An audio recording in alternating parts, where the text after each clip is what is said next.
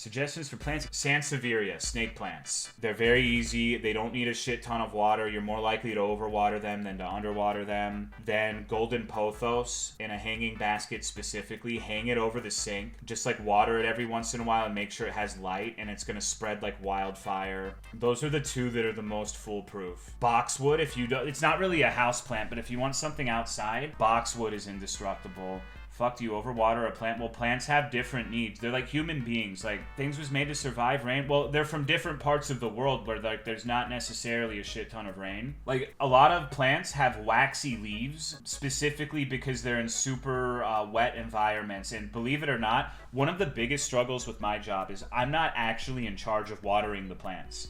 The store is supposed to water the plants. And when you have someone who doesn't care watering the plants, quote unquote, the biggest mistake they make is they don't water the soil. They water the actual leaves and not the soil. And a lot of plants, if you do that, they will fucking just die. Because what'll happen is, especially if it's in a hot environment like back in Texas, if you water the leaves, you know how like when you're out in the ocean and you have no sunscreen and it's a hot day out, you can still get mad sunburn, and sometimes even worse than if you had just been out of the water. That can happen to plants too. There's a lot of ways to fuck plants up. I'm still not super knowledgeable about individual plants as much as I should be, considering how many of them I'm responsible for. But I know that you're like, step number one is you don't water the actual leaves. A lot of the tropical ones like hibiscus have like a waxy coating on their leaves specifically to be hydrophobic, to avoid the, accumulating water on the leaves and getting burnt. Garden sections of stores here in the summer, look, they caught fire. It's so sad. That's how it was in Texas, bro. Like, it's a non-stop battle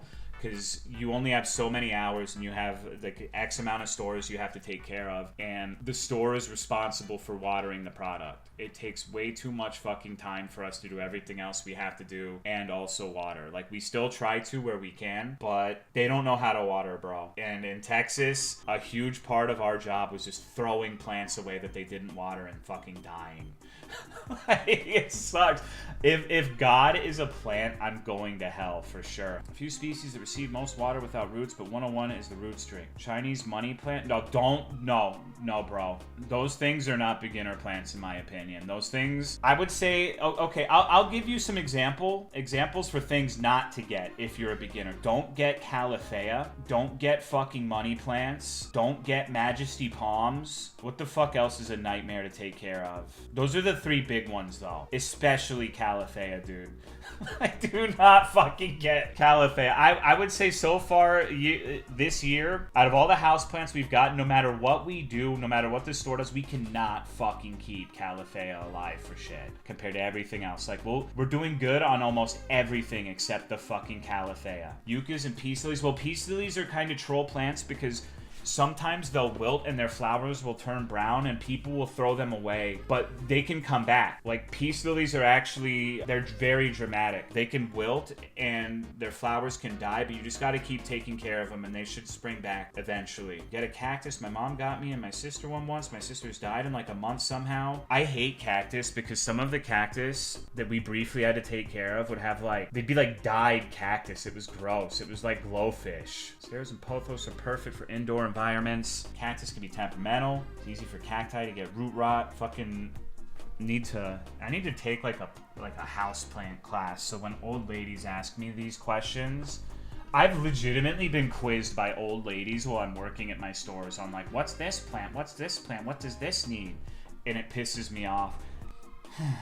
I mean, who better than a vegetable to be working with the plants, right? Spider plant, they grow even. That's true. Spider plants are really good. I forgot about those. Officially a grass type. Well, I don't really like give a shit about the plants in terms of like, I am not a plant guy. It's just a job for me. I want to know more about them just so I can spend less effort trying to figure out how to keep them alive. But I really don't give a shit. I have like a base level of give a shit in the sense that they are living things and I don't want them to die. And I want to do the best best I can to make sure they're healthy, but I'm not like a plant person at all. The only thing I've been able to keep alive is my succulent, water it once a month and forget about it. Plants are cool. I think so too, but I'm like, I know I'm not gonna be able to keep them alive. I just do not want to spend like an hour a day keeping them alive. It's not something I'm interested in. Like, I really like the way plants look, but I'm just not interested in being like a plant daddy, quote unquote. Managers of those stores need to be given instructions. So the managers are always so fucking busy that my personal experience is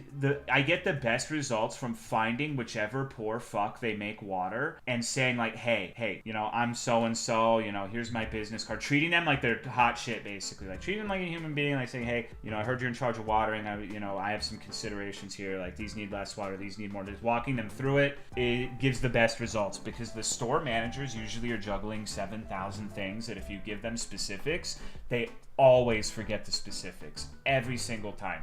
So you have to intercept the person that they give the duty to and work with them. And usually if you work with them and treat what they're doing like it's important, which it fucking is, they take to it a lot better. It doesn't feel as much like just, hey, you know, do this, no one wants to water, you're the watering idiot sort of thing. So it works better usually if you do it that way, in my experience. Sometimes you get lucky, and like I have one store that's in a retirement home where I have a cabal of plant grandmas that keep an eye on the plants for me, so I don't really worry about that one too much. The challenges in each store vary tremendously. Like, there's one where it's been like, they keep telling me that they do not have watering hours in their system, but I know for a fact that's not the case, because I've talked to their district manager 3 times about that, and he said it's an absurd notion. I don't understand where the disconnect is. And so I'm trying to solve that problem without setting anyone on fire, because the district manager will say, hey, who specifically is telling you this? And I don't want to get anyone in trouble, because the store there is really, really nice. They help us with a lot of shit.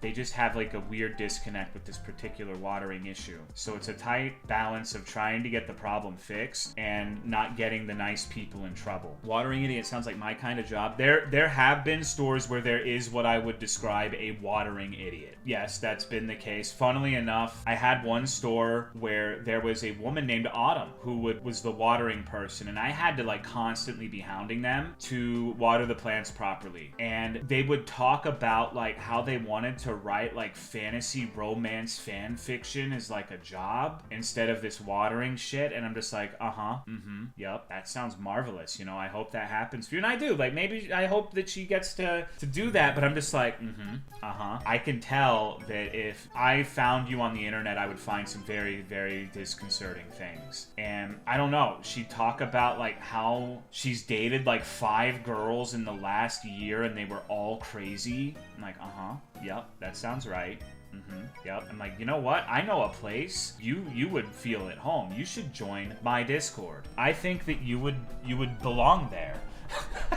I think this would be a good place for you. So, she's not crazy, they are crazy, she's not crazy, they are crazy, maybe, you know, usually that's the case, but there's gotta be someone who just rolled fucking, like, look at Fear and Hunger. Sometimes it's a roll of the dice. Sometimes with people, it's just a coin flip and you do get a crazy person. Fear and Hunger run, I have lost like fucking 11 coin flips in a row on chess at points.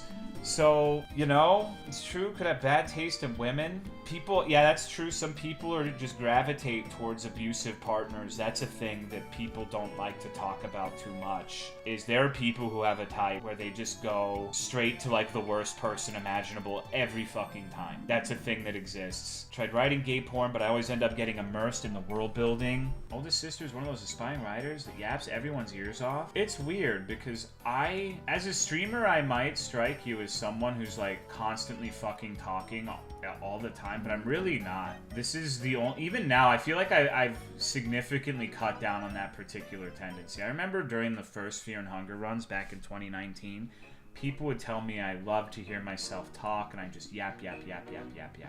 But now, I just want to eat pretzels and go to bed 99% of the time.